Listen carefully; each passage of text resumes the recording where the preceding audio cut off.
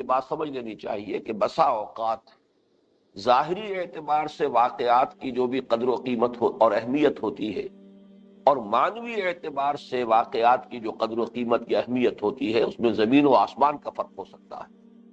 ظاہری اعتبار سے سیرت النبی کا ٹرننگ پوائنٹ فیصلہ کن واقعہ فتح مکہ ہے، معنوی اعتبار سے فتح مکہ نہیں بلکہ صلح حدیبیہ ہے۔ قرآن حکیم کے اس انداز بیان سے یہ بات از خود واضح ہو جاتی ہے۔ اس آج کے درس کا جو پس منظر ہے اسے اچھی طرح سمجھ لیجئے، اور اس کے لیے ضروری ہے کہ ہم بات یہاں سے شروع کریں۔ سورہ جمعہ کی دوسری اور تیسری آیات کے حوالے سے ایک بڑی اہم حقیقت ہمارے سامنے آ چکی ہے کہ حضور صلی اللہ علیہ وسلم دو بعثتوں کے ساتھ مبعوث ہوئے تھے۔ آپ کی ایک بعثت خاص یا بعثت خصوصی تھی الی مشرکین عرب کے مشرکین جو زیادہ تر بنی اسماعیل تھے، چونکہ نبی اکرم صلی اللہ علیہ وسلم نسلی اعتبار سے خود بنی اسماعیل میں سے ہیں، امیین میں سے ہیں۔ امیین ان کا گویا کہ مجموعی عنوان ہے اس قوم کا، اس لیے کہ ان کے ہاں پڑھنے لکھنے کا رواج ویسے بھی کم تھا، اور پھر یہ کہ ان کے پاس کوئی آسمانی کتاب نہیں تھی، کوئی شریعت نہیں تھی، کوئی قانون ضابطہ کچھ موجود نہیں تھا، اسی لیے قرآن مجید نے مجموعی طور پر انہیں امیین سے تعبیر کیا۔ حضور خود بھی انہی میں سے تھے۔ اس اعتبار سے آپ کی جو اصل بعثت ہے، جس کو ہم کہیں گے بعثت خصوصی یا بعثت خاص، وہ ہے امیین کی جانب۔ سورہ جمعہ کی آیت نمبر 2 میں اس کا بڑے اہتمام کے ساتھ ذکر ہوا، هو الذی بعث فی الامیین رسولا منہم، وہی ہے اللہ جس نے اٹھایا امیین میں ایک رسول انہی میں سے۔ اس سے معلوم ہوا کہ حضور صلی اللہ علیہ وسلم کی جو بعثت خاص ہے وہ در حقیقت امیین کی طرف ہے، جن میں سے آپ خود بھی تھے۔ لیکن اگلی آیت میں بیان کیا گیا وہ ہے بعثت عام یا بعثت عمومی، اور وہ ہے الی کافۃ الناس، اور نہ صرف یہ کہ کافۃ الناس بلکہ الی یوم القیامہ،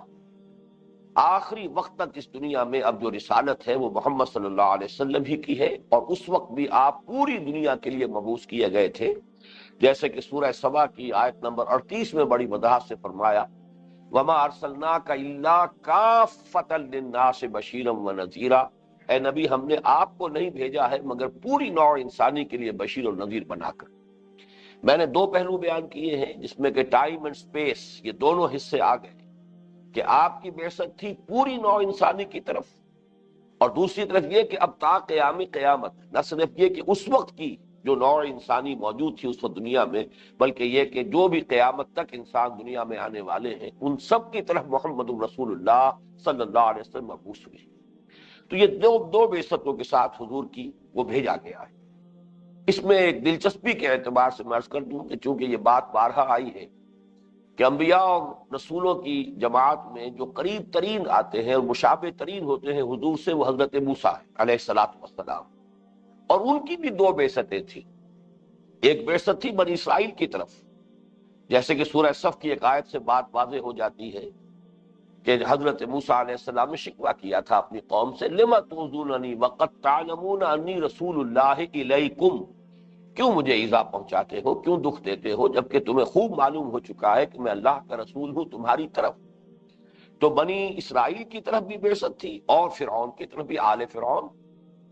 اس اعتبار سے دو بعثتوں کے ساتھ حضرت موسیٰ بھی مبعوث ہوئے، لیکن یہ کہ یہ بالکل ایک علیحدہ شان ہے جو حضور صلی اللہ علیہ وسلم کی بعثت کی ہے، کہ آپ کی بعثت خاص،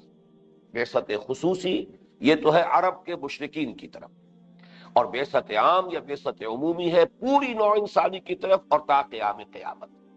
اب اس کے ضمن میں جو بھی اللہ تعالیٰ کی حکمت ہے وہ یہ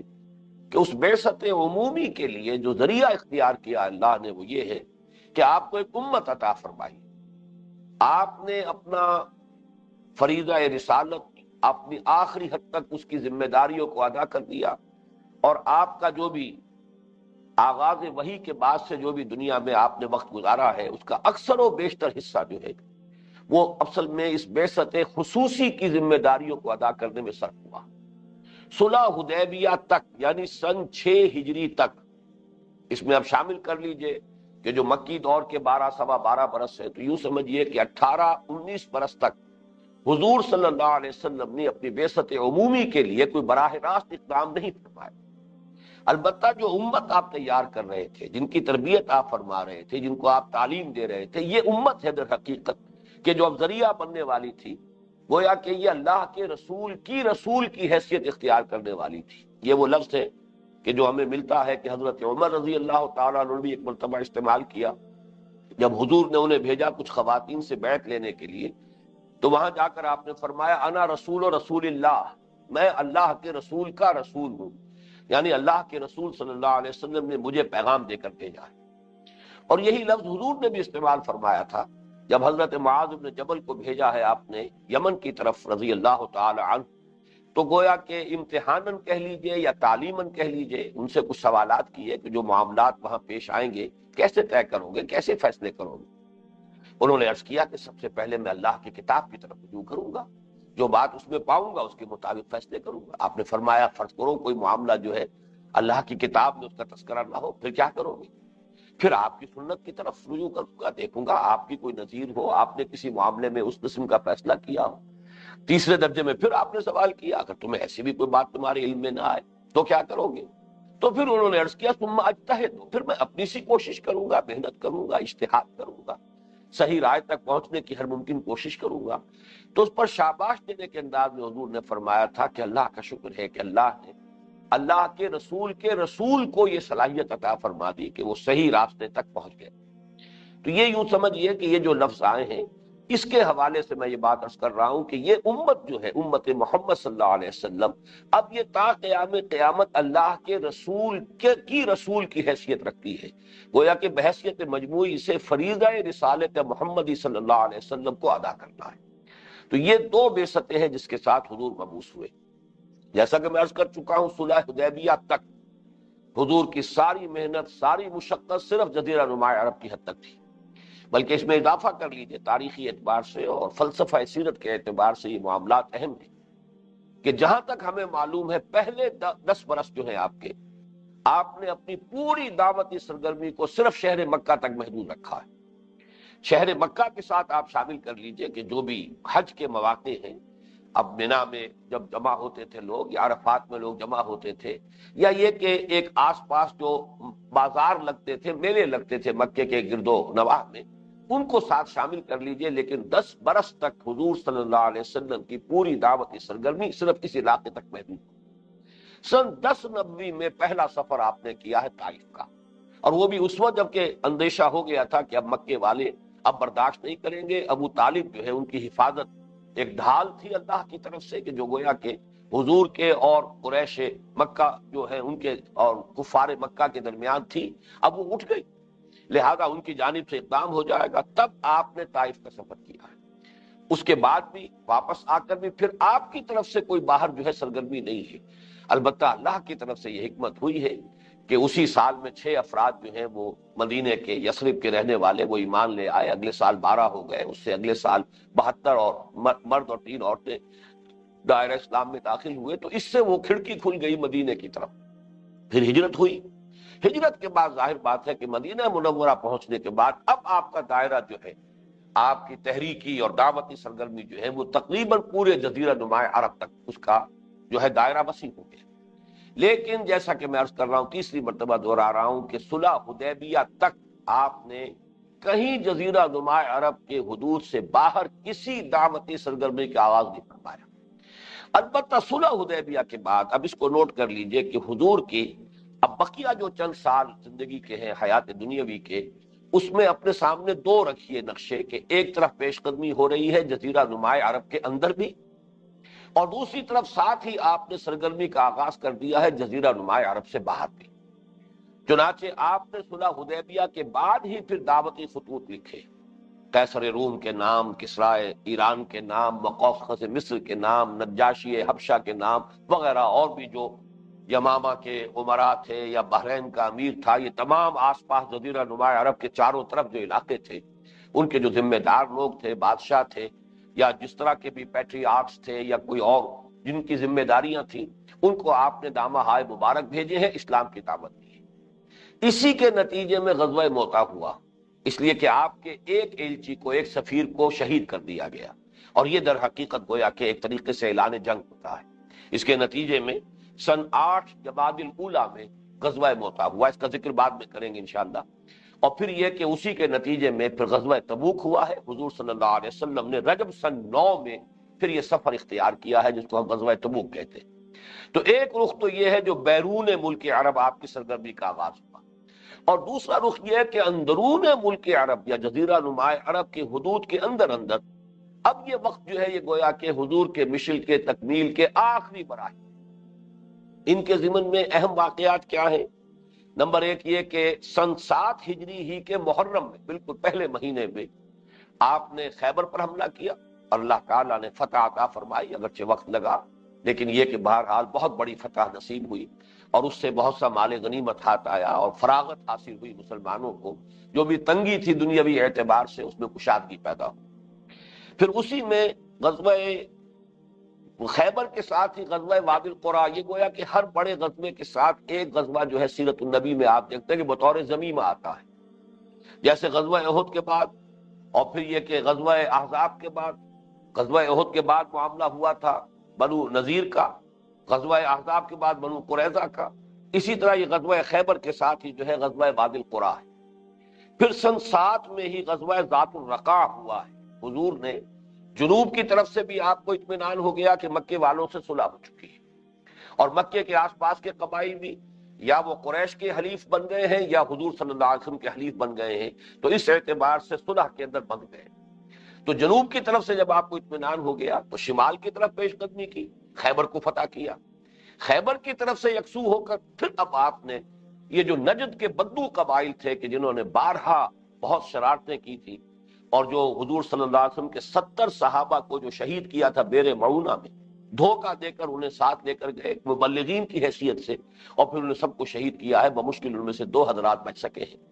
تو ان کی شرارتوں کو صدا دینے کے لیے پھر حضور نے اس کو کہتے ہیں غزوہ ذات الرقاع، یہ سن 7 ہی کے اندر یہ بھی ہوا ہے۔ اب ظاہر بات ہے کہ چونکہ یہ بدو لوگ تھے، کوئی کہیں آباد ہے کوئی کہیں آباد ہے، کوئی مستقل آبادی نہیں تھی، تو کسی جگہ پر بھی کوئی جم کر جنگ کا موقع تو نہیں ہوا، لیکن یہ کہ وہ سب کے سب بھاگ کھڑے ہوئے، کہیں جا کر پہاڑوں کی چوٹیوں میں چھپ گئے، لیکن یہ کہ اندازہ ہو گیا کہ اب ان کے اندر دم نہیں ہے، طاقت نہیں ہے، اور جو حضور صلی اللہ علیہ وسلم کا اور مسلمانوں کا جو ایک رعب تھا وہ پورے علاقے پر قائم ہو گیا۔ اس کے بعد سن 7 ہی میں ذی قعدہ کے مہینے میں آپ نے عمرہ ادا کیا، عمرہ قضا اس کو کہتے ہیں، یعنی جس کے لیے آپ تشریف لے گئے تھے سن 6 میں، صلح حدیبیہ کی وجہ سے بغیر عمرہ کیے ہوئے آپ کو لوٹنا پڑا تھا، لیکن اسی میں طے ہو گیا تھا کہ اگلے سال آپ آئیے اور آپ عمرہ کیجئے۔ تو حضور صلی اللہ علیہ وسلم کثیر تعداد میں صحابہ کے ساتھ گئے ہیں۔ 3 دن تک اہل مکہ نے اپنے وعدے کے مطابق مکے کو خالی رکھا، خود وہ مکے کے چاروں طرف جو پہاڑ ہیں ان پر چڑھ گئے، اور وہاں سے دیکھتے رہے حسرت کے ساتھ کہ محمد الرسول اللہ والذین معہ، یہ وہاں بڑے اطمینان کے ساتھ عمرہ ادا کر رہے ہیں، اور مکے میں 3 دن تک ان کا قیام رہا۔ یہ بھی گویا کہ ایک بڑی ہی فیصلہ کن بات تھی کہ پورے عرب میں ظاہر بات ہے اس کی دھوم مچ گئی ہوگی کہ یہ صلح حدیبیہ کا جو اصل میں نتیجہ ظاہر ہوا ہے یہ عمرہ قضا کی شکل میں ظاہر ہوا ہے۔ پھر اگلے سال سن 8 میں فتح مکہ ہو، یہ ہے رمضان سن 8۔ اس کا جو بھی واقعاتی پس منظر ہے وہ میں بعد میں بیان کروں گا، لیکن یہ ہے ترتیب۔ فتح مکہ کے ساتھ پھر ضمیمے کے طور پر غزوہ حنین ہے اور جو محاصرہ طائف، اور اس کے ساتھ گویا کہ جزیرہ نما عرب کے اندر حضور صلی اللہ علیہ وسلم کا جو اصل مشن تھا، هو الذی ارسل رسولہ بالہدی ودین الحق لیظہرہ علی الدین کلہ، اللہ کا دین غالب، تو غلبہ دین ہو گیا بالفعل، جاء الحق وزہق الباطل ان الباطل کان زہوقا۔ چنانچہ سن 9 میں جو پھر حج ہوا ہے اس کے موقع پر اعلان عام کرا دیا گیا کہ اب عرب میں مشرکین کی کوئی گنجائش نہیں، جزیرہ نما عرب میں ان کو رہنے کی اجازت نہیں۔ یہ پھر انشاءاللہ اگلے درس میں وہ تفصیل کے ساتھ بات آئے گی۔ اب تمہیدی مباحث میں ذرا ایک بات اور نوٹ کر لیجئے، غزوہ تبوک جو ہے وہ اس اعتبار سے بڑی سورہ توبہ جو ہے وہ اس اعتبار سے بڑی اہم اور بعض اعتبارات سے مشکل صورت ہے قرآن مجید کی کہ اس میں کچھ آیات کے باہمی ربط کو اگر نہ سمجھا جائے اور ان کا جو زمانہ نزول کے اعتبار سے فرق ہے اگر وہ پیش نظر نہ رہے تو بڑی پیچیدگی واقع ہوتی ہے اور ان کی صحیح تعبیر تک انسان رسائی حاصل نہیں کر سکتا۔ ایک تقسیم تو سورہ توبہ کی بالکل معلوم ہے، معروف ہے، جانی پہچانی ہے، متفق علیہ، کہ اس کے پہلے 5 رکوعوں کا تعلق جو ہے وہ حضور کی بعثت خاص، جزیرہ نمائے عرب کے اندر اندر اللہ کے دین کے غلبے کے آخری مراحل، اور اس کے ضمن میں جو بھی مباحث تھے وہ پہلے 5 رکوعوں میں آ گئے۔ اور جو بقیہ 11 رکوع ہیں، چھٹے رکوع سے شروع ہو کر اور 10ویں اور 16ویں رکوع کے آخر تک، یہ گویا کہ غزوہ تبوک کے گرد گھومتے ہیں۔ اس میں سے 4 رکوع ہیں، چھٹا، 7واں، 8واں، 9واں، کہ جن کا نزول ہوا ہے یا تو غزوہ تبوک سے قبل، آپ کی روانگی سے قبل، اور یا روانگی کے دوران اثناء سفر میں جاتے۔ اور بقیہ جو پھر رکوع ہیں ان کا جو ہے نزول ہوا ہے، وہ یوں سمجھیے کہ 10ویں سے لے کر اور 16ویں رکوع تک 7 رکوعوں کا نزول جو ہے وہ غزوہ تبوک سے واپسی کے دوران یا پھر واپس مکے میں پہنچنے کے بعد، مدینہ منورہ پہنچنے کے بعد۔ تو یہ تقسیم تو بالکل معلوم اور مشہور اور معروف ہے، متفق علیہ۔ البتہ پہلے 5 رکوعوں کے مابین ایک تقسیم ایسی ہے کہ اگر اس کو نہ سمجھا جائے تو بڑی پیچیدگی پیدا ہوتی ہے، اور میں نے دیکھا ہے اکثر حضرات کو اس میں کافی الجھنوں کا سامنا رہا ہے۔ اس میں بات جو ہے، ایک قرآن مجید میں سورتوں کے ترتیب کے حوالے سے ایک اصولی بات نوٹ کر لیجئے۔ بسا اوقات قرآن مجید میں اہم کوئی بات کسی سورت میں جو مضامین کا سلسلہ ہوتا ہے، اسے کسی اہم بات کو نکال کر پہلے لے آتے ہیں، جیسے سورہ انفال میں یسألونک عن الانفال۔ اب ظاہر بات ہے کہ غزوہ بدر جو ہے اس کے بارے میں حالات اور واقعات کا تذکرہ ہو رہا ہے، اس سے پہلے کی مشاورت کا تذکرہ ہے، اس کے دوران جو واقعات ہوئے ان کا تذکرہ ہے، اور آگے جا کر آتا ہے پھر 10ویں پارے کی پہلی آیت میں وَاعْلَمُوا أَنَّمَا غَنِمْتُمْ، جو مال غنیمت کا اصل حکم بعد میں آ رہا ہے۔ لیکن ایک آیت وہاں سے نکال کر شروع میں لے آئی گئی، اس لیے کہ اہم ترین بات یہ بن گئی تھی کہ غزوہ بدر کے بعد جو مال غنیمت مسلمانوں کے ہاتھ آیا تھا اس کے بارے میں اب کیا کیا تھا۔ پرانا رواج یہ تھا کہ جو چیز جس کے ہاتھ لگ گئی اسی کی ہے، لیکن یہ کہ اس کے بعد یہاں قرآن کے اندر اس کا جو ہے حکم نازل ہوا کہ نہیں، 5واں حصہ تو بیت المال کا ہوگا اور 4 حصے جو ہے وہ مجاہدین میں تقسیم کیے جائیں۔ تو یہ جو ایک اہم ترین بات تھی اس کو نکال کر شروع میں دے آئے، ایک گویا کہ عنوان کے طور پر۔ اسی طریقے سے سورہ توبہ میں ابتدائی جو 6 آیات ہیں ان کا تعلق ہے اصل میں سن 9 ہجری کے حج کے موقع پر حضور نے جو اعلان عام کروایا ہے کہ اب مشرکین عرب سے برات ہے، مشرکین کے ساتھ اب کوئی مصالحت کا سوال نہیں ہے، کوئی عہد، کوئی معاہدہ نہیں ہوگا۔ اب تو 2 ہی آپشنز ہیں مشرکین عرب کے لیے، یا ایمان لے آئیں، اسلام قبول کریں، اور یا پھر انہیں قتل کر دیا جائے گا۔ گویا کہ تیسرا آپشن خود بخود امپلائڈ تھا کہ وہ یہاں سے اس ملک کو خیر بات کہیں، جہاں سینگ سمائے چلے جائیں، ورنہ یہ کہ یہاں اگر رہیں گے تو 2 ہی آپشنز ہیں، یا اسلام لائیں اور یا قتل۔ تو یہ چونکہ نہایت اہم واقعہ تھا، لہذا ان 6 آیات کو پہلے لے آیا گیا ہے، ورنہ در حقیقت ان 5 رکوعوں کی ترتیب یہ ہے کہ دوسرا اور تیسرا رکوع جو ہے جس کا کہ آج ہم مطالعہ کرنے چلے ہیں، یہ فتح مکہ سے متصلاً قبل نازل، اور اس میں در حقیقت فتح مکہ کی طرف حضور صلی اللہ علیہ وسلم کی جو پیش قدمی تھی، اس کے ضمن میں جو مسلمانوں میں مختلف اسباب سے جو ہچکچاہٹ تھی، جانے سے کچھ لوگ کنی کترا رہے تھے، نہیں چاہتے تھے کہ اقدام کیا جائے، بلکہ خواہش یہ تھی کہ صلح ہی دوبارہ کر لی جائے، صلح ٹوٹ گئی ہے تو کوئی بات نہیں، صلح ہی دوبارہ کر لی جائے۔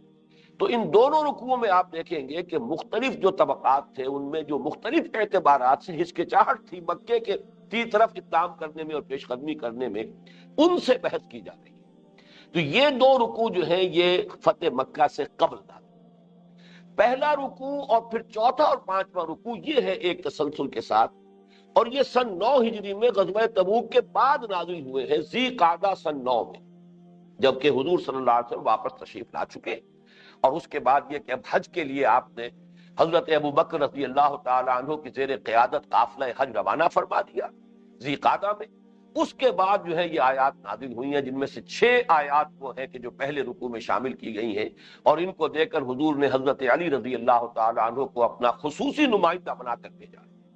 کہ حج کے اجتماع عام میں اس کا اعلان عام ہو جائے، کان کھول دیے جائیں اب تمام اہل عرب کے کہ مشرکین کے لیے اب جزیرہ نمائے عرب میں کوئی گنجائش نہیں ہوگی۔ تو یہ ہے در حقیقت ان مضامین کی ترتیب۔ اس کے حوالے سے اب میں چاہتا ہوں کہ خاص طور پر یہ جو فتح مکہ کے ضمن میں جو آیات پڑھنے لگے ہیں ان کا جو پس منظر ہے اسے اب آپ سمجھ لیں۔ تاریخی پس منظر کیا ہے؟ صلح حدیبیہ میں یہ طے ہوا تھا کہ 10 سال تک مسلمانوں کے اور قریش مکہ کے مابین جنگ نہیں ہوگی، نو وار پیکٹ فار 10 ایئرس۔ ساتھ ہی یہ کہ جو قبیلے چاہیں اس معاہدے کے اندر مسلمانوں کے حلیف کی حیثیت سے شریک ہو جائیں، اور جو قبائل چاہیں وہ قریش مکہ کے حلیف کی حیثیت سے شامل ہو جائیں، اور ان پر بھی گویا کہ یہ تمام شرائط جو ہے لاگو۔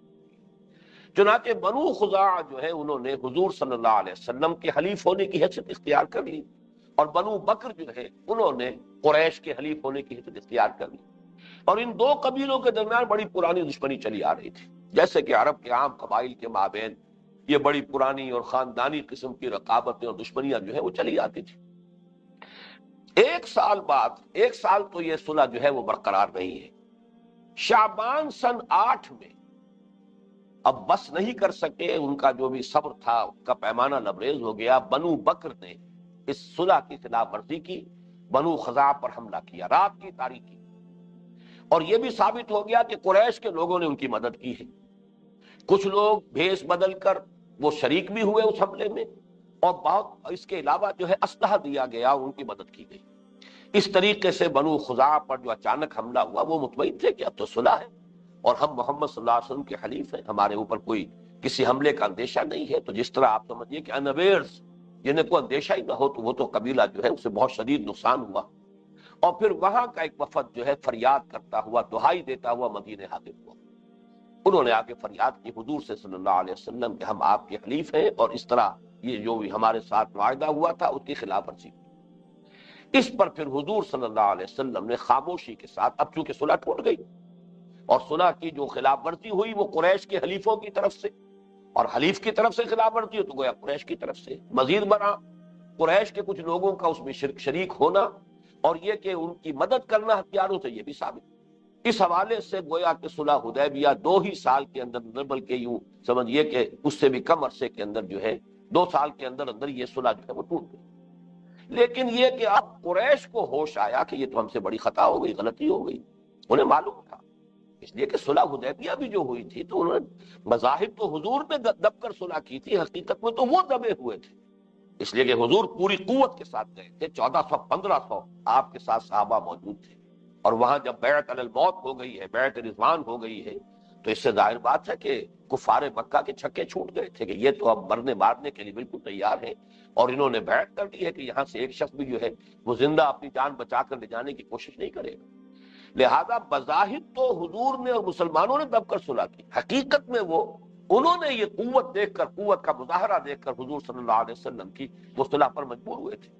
اور انہیں معلوم تھا کہ اب ہمارے اندر اتنا دم نہیں ہے، بلکہ جیسا کہ میں آپ کو بتا چکا ہوں 1 سال پہلے غزوہ احزاب کے بعد ہی حضور نے فرما دیا تھا، لن تغزوکم قریش بعد عامکم ھذا ولکنکم تغزونہم، اب قریش تم پر حملہ آور نہیں ہو سکتے ہیں مسلمانوں، بس جو انہیں کرنا تھا وہ کر چکے، اب تو انیشیٹو ہوگا تمہاری طرف سے، اب تو تم پیش قدمی کرو۔ لہذا ابو سفیان کو اب بہرحال فکر دامنگیر ہوئی کہ اگر یہ صلح جو ختم ہو گئی ہے، محمد صلی اللہ علیہ وسلم نے اقدام اگر کیا تو ہم تو اس پوزیشن میں نہیں ہے کہ مقابلہ کر سکیں۔ مشورہ ہوا، بالآخر اب وہ چل کر قریش مکہ کا سردار ابو سفیان بن حرب اب وہ چل کر مدینے آیا، اور بعض واقعات اس کے جو ہے وہ بہت ہی ہمارے لیے سبق آموز ہیں۔ سب سے پہلی کوشش اس نے کی کہ کوئی سفارشی تلاش کروں، آخر محمد صلی اللہ علیہ وسلم سے جا کر ایک بات مجھے درخواست پیش کرنی ہے، تو اور سفارشی سب سے زیادہ قریبی سفارشی جو ہے اپنی بیٹی حضرت ام حبیبہ رضی اللہ تعالی عنہا، یہ حضور کی زوجہ محترمہ ہیں، یہ لے آئی تھی ایمان ابتدائی دور میں، مکے کے ابتدائی دور میں ایمان لے آئی تھی، ابو سفیان کی بیٹی ام حبیبہ، اپنے شوہر کے ساتھ انہوں نے ہجرت کی تھی حبشہ۔ وہاں جو شوہر تھا مرتد ہو گیا، کیونکہ شراب کی لت اسے بہت زیادہ تھی، کہیں اس نشے کے اندر آ کر اس نے انہی کا عیسائیت اختیار کر لی جو وہاں کی قوم کا مذہب تھا، کچھ وہاں کچھ مفادات حاصل کرنے چاہے ہوں گے واللہ عالم، تو مرتد ہو جانے کی وجہ سے اب یہ بیوہ ہو گئی، یہ علیحدہ ہو گئی، اب ان کا تعلق جو ہے رشتہ منقطع ہو گیا۔ تو حضور نے دل جوئی کے لیے پیغام مدینہ منورہ سے بھجوایا تھا، اور پھر نجاشی نے وکیل کی حیثیت سے وہاں جو ہے نکاح پڑھا ہے، تو حضرت ام حبیبہ کا نکاح ہوا ہے اس طور سے کہ حضور مدینہ منورہ میں تھے اور یہ حبشہ میں تھی، پھر انہیں حبشہ سے جو پھر مدینہ منورہ لایا گیا۔ اب یہ ہے بیٹی ابو سفیان کی حضور کی زوجہ محترمہ، تو سب سے پہلے تو ان کے گھر میں پہنچے، وہاں جو بستر بچھا ہوا تھا حضور کا صلی اللہ علیہ وسلم اس پر بیٹھنے کی کوشش کی تو انہوں نے کہا ابا جان ذرا ٹھہریے، بستر طے کر دیا۔ اب یہ قریش کا سردار جھٹک کر کھڑے رہ گئے ابو سفیان کہ بیٹی یہ بستر میرے لائق نہ تھا یا میں اس بستر کے لائق نہ تھا؟ اب وہ حضرت ام حبیبہ فرماتے ہیں باجان آپ اس بستر کے لائق نہیں ہیں، یہ اللہ کے نبی کا، اللہ کے رسول کا بستر ہے، آپ مشرک ہیں، نجس ہیں، آپ اس پر نہیں بیٹھ سکتے۔ تو اب اس سے خود اندازہ ہو سکتا ہے کہ اب مزید سفارش کے لیے کچھ کہنے کی جرت باپ کے اندر کہاں رہ گئی۔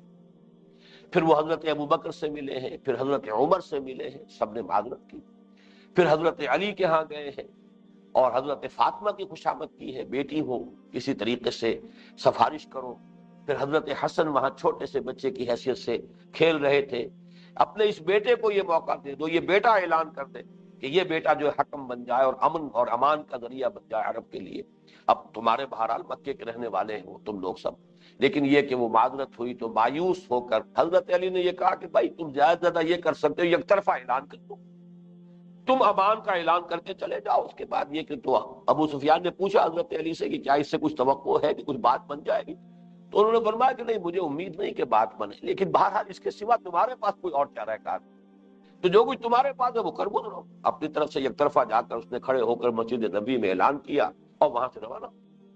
بہرحال یہ ہے وہ پس منظر، لیکن اس کے ساتھ یہ نوٹ کر لیجئے کہ بنو خزاعہ کے وفد کے پہنچنے سے 3 دن پہلے ہی حضور نے حضرت عائشہ صدیقہ رضی اللہ تعالیٰ عنہا کو حکم دے دیا تھا کہ میرے لیے سفر کا سامان درست کرو۔ یہ ہے اصل میں معاملہ نبی کا، کہ نبی صلی اللہ علیہ وسلم کو تو خبر جو ہے وحی کے ذریعے سے آتی تھی، اللہ کی طرف سے ہر چیز کی اطلاع جو ہے آپ کو، اس کے لیے وفد کا آنا جو ہے وہ لازمی نہیں تھا، 3 دن پہلے آپ نے فرمایا، لیکن یہ بھی کہہ دیا کہ ذرا اس کی خبر نہ دینا کسی کو، کسی سے بات نہ کرنا، بس سفر پہ جانا ہے، انتظام کرو۔ حضرت ابو بکر ظاہر بات ہے ان کے لیے رکاوٹ نہیں تھی، وہ سیدھے اپنی بیٹی کے حجرے میں پہنچے ہیں، دیکھا کچھ سامان ہے، کوئی بندھا ہوا ہے، کوئی بندوبست ہے، بیٹی کیا معاملہ ہے، کہاں کا سفر ہے؟ حضور ابا جان مجھے کچھ معلوم نہیں، لیکن یہ کہ بہرحال یہ انتظام تھا وہ دیکھا ہے۔ بہرحال حضور نے خصوصی اہتمام کیا اخفاء کا، جیسے کہ آپ کی ایک حدیث بھی ہے استعینوا علی الحوائج بالکتمان، اپنے جو بھی سارے عزائم ہیں، منصوبے ہیں، ان سب کو تشت ازبام کرنا مصلحت کے خلاف ہوتا ہے، جو بھی مقاصد ہیں ان کی طرف پیش قدمی ہو لیکن اخفاء کے ساتھ۔ تو حضور نے خصوصی اہتمام کیا کہ کوئی اس کی خبر جو ہے وہ مکے والوں کو نہ پہنچنے پائے، تاکہ ہم بیک وقت اچانک وہاں پہنچ جائیں تو کم سے کم خونریزی ہو۔ پیش نظر تو یہ تھا، یہ تو آپ کو معلوم تھا کہ اب قریش میں دم نہیں ہے، وہ مقابلہ نہیں کر سکتے، لیکن یہ کہ تاکہ کم سے کم خونریزی ہو، حضور صلی اللہ علیہ وسلم نے اہتمام کیا۔ اس وقت کی جو صورتحال ہے اس میں اب بہت سے مختلف جو لوگ تھے ان کا جو بھی کچھ ریلیکٹنس تھی، ہچکچاہٹ تھی، یہ ہمیں اقدام نہیں کرنا چاہیے، یہ پیش قدمی ہمیں نہیں کرنی چاہیے، اس کے مختلف اسباب تھے، اور در حقیقت ان آیات میں چونکہ وہ زیر بحث آئیں گے تو میں چاہتا ہوں کہ ان کو اچھی طرح سمجھ لیں، اس لیے کہ ان کی اہمیت جو ہے وہ ابدی،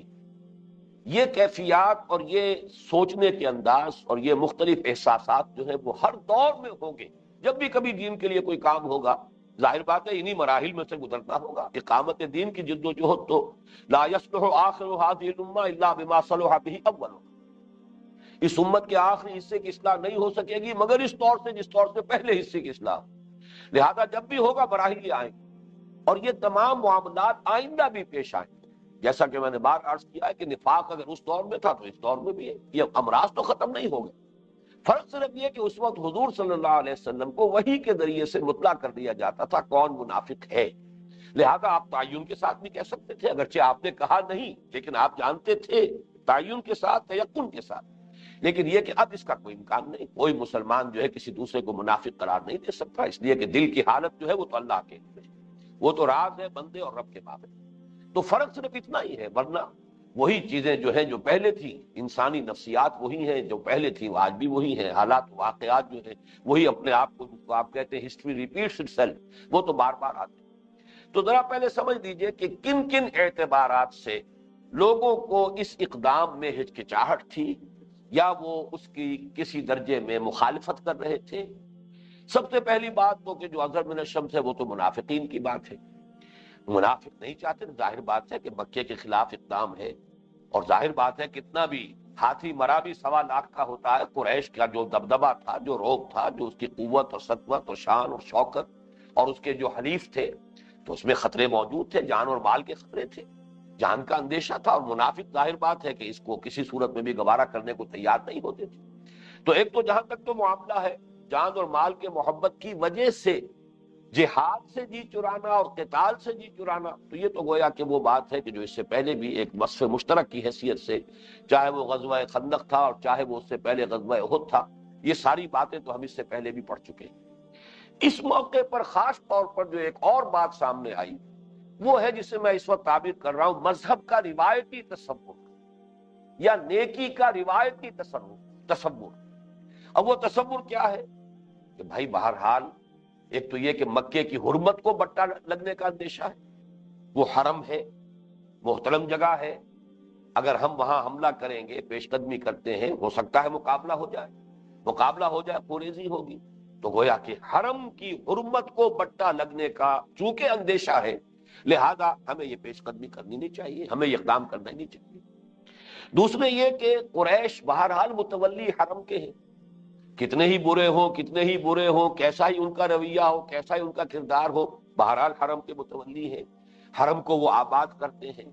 حجاج کی خدمت کرتے ہیں، جو حج کے لیے لوگ آتے ہیں انہیں پانی پلاتے ہیں، دودھ کی سبیلیں لگاتے ہیں، ان کے لیے اہتمام جو ہے آسائشوں کا کرتے ہیں، تو اس اعتبار سے ان کی خدمات بھی ہیں، ان کو بھی پیش نظر رکھنا چاہیے۔ پھر تیسری بات یہ بھی تھی کہ جو مومنین صادقین تھے ان میں سے بھی خاص طور پر مہاجرین، اس لیے میں یہ عرض کر رہا ہوں کہ مہاجرین میں نفاق کا کوئی سوال نہیں تھا، اصل میں تو نفاق کا پودا لگا ہی مدینے میں آ کر، اس لیے کہ سارے جو اثرات تھے یہود کے مدینے میں تھے، اور یہیں پر چونکہ مسلمانوں کو ایمان لانے کا معاملہ جو ہے اس وقت کسی امتحان میں سے گزرنا نہیں پڑا تھا، لہذا وہ کمزوری ضعف ایمان جو ہے، اور اسی نے پھر آگے چل کر جو جیسا کہ ہم دیکھ چکے ہیں تفصیل سے پھر نفاق کی شکل اختیار کی ہے۔ تو یہ تو ایکسکلوسیو فینومینن ہے اصل میں مدینے کے رہنے والوں کا۔ مکے سے جو لوگ ہجرت کر کے آئے تھے ان میں نفاق کا کیا سوال، وہ تو گویا کہ سارے امتحانات پہلے ہی پاس کر کے آئے، گھر بار چھوڑ کر آئے، اہل و عیال کو چھوڑ کر آئے، کلبے قبیلے سے کٹ کر آئے، اپنے خاندانوں سے کٹ کر آئے، اور بہرحال نقل وطن کی ہے تو کوئی ایسی ان کے پاس ایشورنسز نہیں تھی کہ وہاں جاتے ہیں ان کے لیے کوئی جگہ بھی موجود ہے، کوئی ہوٹلز ہیں یا کوئی کنسنٹریشن کیمپس ہیں یا کہیں پر کوئی مہاجرین کے لیے وہاں پر آباد کاری کا بندوبست، کچھ بھی نہیں تھا، صرف یہ کہ اللہ کا حکم ہے، اللہ کے رسول کا حکم ہے، جان ہتھیلی پر لے کر اور لوگ آ گئے۔ اس اعتبار سے میں نے کہا ہے کہ مکے والوں میں نفاق کا سوال نہیں، لیکن وقتی طور پر ضعف ایمان، یہ کسی بڑے سے بڑے مسلمان اور کسی بڑے سے بڑے اور سچے سے سچے صاحب ایمان پر بھی وقتی طور پر ضعف ایمان کی کیفیت طاری ہو سکتی ہے۔ اس وقت مرحلہ جو آ گیا تھا مہاجرین کے لیے وہ یہ تھا کہ مکے میں ان کے خاندان ہیں، ان کے کنبے قبیلے کے لوگ ہیں، پھر ان میں سے کچھ ایسے بھی تھے جو ایمان لے آئے تھے لیکن وہ ہجرت نہیں کر پائے تھے، اور باقی ایمان نہیں بھی لائے تھے، تو ایک رشتہ داری کی جو کچھ نہ کچھ تھوڑی بہت ایک لحاظ ہوتا ہے دل کے اندر، اور اس کی وجہ سے جو احساسات ہوتے ہیں ایک صحت مند انسان میں اور ایک نارمل انسان میں، ایک شریف انسان میں، صاحب مروت و شرافت انسان میں، وہ احساسات بہرحال آڑے آ رہے تھے کہ اگر وہاں پر حملہ ہوتا ہے اور وہاں پر یہ لڑائی وغیرہ ہوتی ہے تو جس طریقے سے کہ گندم کے ساتھ گھن پس جایا کرتا ہے، ایسے ہی ہو سکتا ہے کہ جیسے کہ سورہ فتح میں بھی تذکرہ موجود ہے کہ اے مسلمانوں، اس وقت اگرچہ تمہیں فتح مانوی طور پر حاصل ہو گئی تھی صلح حدیبیہ کے وقت، لیکن ہم نے تمہارے ہاتھ بھی روک دیے، ان کے ہاتھ بھی روک دیے، جنگ نہیں ہونے دی، اس لیے نہیں ہونے دی کہ مکے کے اندر کوئی ضعیف مسلمان موجود ہیں جو ایمان لا چکے تھے لیکن ہجرت نہیں کر پائے تھے، اگر اس وقت جنگ ہو جاتی تو تم انہیں بھی پیس دیتے، گندم کے ساتھ گھن بھی پس جاتا، اس لیے ہم نے اس وقت جو ہے ہاتھ روک لیے اور جنگ نہیں ہونے۔ اب ان حضرات کو یہ اندیشہ تھا کہ اب اگر یہ معاملہ ہوتا ہے تو وہاں ہمارے اعزا بھی ہیں، اقارب ہیں، رشتہ دار ہیں، اہل و عیال ہیں، چنانچہ ان میں سے جو ایک بہت نمایاں واقعہ ہوا ہے وہ تھا حضرت حاتم ابن ابی بلتع رضی اللہ تعالیٰ عنہ، بدری صحابی ہیں، مہاجر ہیں، ان کے گھر والے، ان کے اہل و عیال مکے میں تھے ابھی تک، اور یہ چونکہ کسی بڑے اونچے گھرانے سے متعلق نہیں تھے کہ انہیں ان کے اہل و عیال کو وہاں پر اپنے اس کنبے یا قبیلے کی طرف سے کوئی تحفظ حاصل ہو، انہیں اندیشہ ہوا کہ اگر کوئی معاملہ ایسا ہو گیا تو پھر میرے بچوں کا، میرے اہل و عیال کا تو والی وارث کوئی نہیں، وہ تو بالکل ختم ہو کر رہ جائیں گے، پس جائیں گے۔ تو وقتی طور پر ایک بدری صحابی کے دل میں بھی یہ اس طرح کی ایک کمزوری جو ہے پیدا ہو گئی کہ انہوں نے حضور کے اس رات کو فاش کرنے تک کے جرم کا ارتکاب کر دیا، حالانکہ حضور نے سختی سے روکا، انہوں نے ایک رقعہ لکھا اور اس رقعے میں خبر دی، اکرمہ ابن ابو جہل وغیرہ ان 3-4 حضرات کے نام آتے ہیں، ان کے نام خط لکھا کہ محمد صلی اللہ علیہ وسلم جو ہے وہ اپنے پوری جمعیت کے ساتھ تمہاری طرف اقدام کر رہے ہیں، تم جو بھی کچھ کر سکتے ہو اپنے بچاؤ کے لیے کر دو۔ حضور صلی اللہ علیہ وسلم نے انہوں نے یہ خط دیا ایک عورت کو جو جا رہی تھی مکے، اور اسے بہرحال کچھ اسے معاوضہ طے کیا کہ یہ ہمارا خط جو ہے یہ پہنچا دو۔ اس عورت نے اپنی چوٹی کے اندر اس خط کو گوندھا، باندھ لیا تاکہ کوئی تلاشی ولاشی ہو تو نکلے نہ، اور وہ جا رہی تھی ایک ہودج میں اونٹ کے اوپر سوار ہو کر۔ حضور نے خبر دی حضرت علی رضی اللہ تعالیٰ عنہ، حضرت زبیر، حضرت مقداد، اور ان سے کہا کہ وہ ایک عورت ہے فلاں جگہ پر اس وقت مقیم ہے، اور جاؤ اس کے پاس ایک خط ہے وہ لے کر آؤ، برآمد کر کے۔ یہ تینوں حضرات پہنچے اور اسی مقام پر وہ عورت موجود تھی، ابھی مقیم تھی۔ اس سے کہا گیا کہ تمہارے پاس کوئی خط ہے؟ نہیں، اس نے کہا قطعاً کوئی خط نہیں میرے پاس۔ تو وہ جو حادث کی جو بھی کی گئی تلاشی لی گئی وہ خط برآمد نہیں ہوا۔ حضرت علی نے پھر فرمایا میں خدا کی قسم کھا کر کہتا ہوں تمہارے پاس خط ہے، اس لیے کہ حضور نے فرمایا ہے۔ ظاہر بات ہے کہ حضرت علی کے لیے کسی شک و شبے کی کیا گنجائش ہے، اور اگر تم سیدھے ہاتھوں وہ خط ہمارے حوالے نہیں کرو گی تو میں تمہیں عریاں کر کے تمہاری تلاش کروں۔ اس پر پھر اس عورت نے وہ اپنی چوٹی کھولی اور اس میں سے وہ خط نکال کر دے دیا، اور حضرت حاتم کی وہ غلط پکڑی گئی۔ لیکن بہرحال اس سے یہ کہ وہ بات ابھی مکے والوں تک پہنچنے سے معاملہ رک گیا، اور وحی کے ذریعے سے چونکہ اللہ نے حضور کو مطلع فرما دیا، پھر جب آئے ہیں واپس حضرت علی اور حضرت مقداد اور حضرت زبیر وہ خط لے کر، تو حضرت عمر نے جو ان کا اپنا ایک جلال کا انداز تھا اس میں یہ عرض کیا کہ حضور مجھے اجازت دیجیے کہ میں حاتم کی گردن مار دوں، اس نے اتنا بڑا جرم کیا ہے۔ حضور نے فرمایا کہ نہیں عمر، تمہیں معلوم ہے یہ بدری ہے، اور کیا عجب کہ اللہ تعالیٰ نے جو بھی بدر میں لوگ شریک تھے مسلمان، ان کی اگلی پچھلی ساری خطائیں معاف کر دی۔ تو یہ میں نے واقعہ خاص طور پر آپ کو بتایا اس لیے کہ اتنے اونچے صحابی سے بھی وقتی طور پر کسی اس طرح کی کمزوری کا اظہار یہ مستبعد نہیں ہے، یہ ناممکن نہیں ہے، یہ واقعات ہیں، سیرت کے ناقابل تردید واقعات۔ آخری بات جو میں اس میں عرض کروں گا، اس لیے پھر اگلی نشست میں انشاءاللہ یہ پورا پس منظر ہمارے سامنے ہوگا تو پھر آیات کا ہم سلسلے وار مطالعہ کریں گے کہ ایک مستقل فلسفہ بھی بنا لیا گیا ہے، اور وہ فلسفہ یہ ہے کہ اصل میں جنگ جو ہے یہ تو بالکل ناگزیر کوئی مجبوری کی صورتحال بھی ہو تو کی جائے، ورنہ اصل میں تو دعوت اور تبلیغ اور اصل میں تو صلح کے حوالے سے ساری جو ہے کامیابی ہوتی ہے۔ اس کے لیے ایک بڑے دانشور ہیں ہندوستان کے مسلمانوں میں سے مولانا وحید الدین خان صاحب، وہ کوئی آج سے 8-9 سال پہلے ہمارے ہاں محاضرات جو ہوئے تھے انجمن خدام القرآن کے، اس میں وہ بھی تشریف لائے تھے میری دعوت پر، تو انہوں نے پورے 1 گھنٹے کی تقریر میں یہ فلسفہ بیان کیا کہ جنگ سے کچھ نہیں ہوا، اصل میں تو صلح سے ہوا، یعنی صلح حدیبیہ کے نتیجے میں ساری خیر اور برکت جو ہے وہ ظاہر ہوئی، اور اتنی کثرت کے ساتھ جو ہے اور اتنی وسعت کے ساتھ دین کا پیغام پھیلا، تو اصل میں سارا معاملہ جو ہے وہ جنگ کا نہیں صلح کا۔ اس پر پھر جب میں نے 1 گھنٹہ ان کی تقریر ہوئی تھی اور میں نے ان محاضرات میں شرکت کی تھی صرف ایک سامع کی حیثیت سے، لیکن آخر میں ان سے اجازت لے کر صرف ایک سوال کیا تھا کہ اگر صلح اتنی ہی اچھی چیز ہے اور جنگ اتنی ہی بری شے ہے تو مجھے اس سوال کا جواب دیجئے کہ جب صلح ٹوٹ گئی قریش کی جانب سے اور پھر قریش کا سردار چل کر آیا ہے مدینہ منورہ صلح کی درخواست دے کر اور سفارش سے کروا رہا ہے، خوشامدیں کر رہا ہے، تو حضور نے صلح کیوں نہیں کی؟ اس پر جو حضرات اس وقت موجود تھے، بہت سے یہاں بھی موجود ہیں اس وقت، انہیں یاد ہوگا کہ بالکل وہ نقشہ وہی تھا، اس کو یعنی بلا تشبیہ عرض کر رہا ہوں جیسے قرآن مجید میں آیا ہے فَبُہِتَ الَّذِي كَفَرَ، کہ آدمی مبہوت ہو کر رہ جائے کہ اب کوئی سوال کا جواب ہی نہیں ہے، تو انہیں یہ کہنے پڑے تھے الفاظ کہ نو کمنٹس، کوئی جواب نہیں تھا ان کے پاس۔ تو اصل بات سمجھ لیجئے کہ اصل شے، اصل مقصود نہ صلح ہے نہ جنگ، اصل مقصود اس مشن کی تکمیل ہے جس کے لیے محمد الرسول اللہ صلی اللہ علیہ وسلم مبعوث فرمائے گئے۔ هو الذی ارسل رسولہ بالہدی ودین الحق لیظہرہ علی الدین کلہ۔ اب یہ حکمت ہے، یہ تدبر ہے، یہ منصوبہ بندی ہے، یہ معاملہ فہمی ہے کہ کس وقت اس مقصد کے لیے صلح مفید ہے۔ صلح مفید ہے اس مقصد کے لیے تو دب کر بھی کرو، اپنی انانیت کو آڑے مت آنے دو، اپنی جھوٹی انا جو ہے اس کی پوجا مت کرو۔ اگر صلح دب کر کرنے میں بھی اس مقصد اور اس مشن کا جو ہے اس کی بہتری ہے، اس کی مصلحت ہے، تو دب کر صلح کرو۔ لیکن یہ ہے کہ اگر خام خواہ کی صلح کر کے اور کفر کو ایک فریش لیز آف ایگزسٹنس دے دیا جائے، حضور کے علم میں تھا کہ اب ان میں دم نہیں ہے، وہ مقابلہ نہیں کر سکتے۔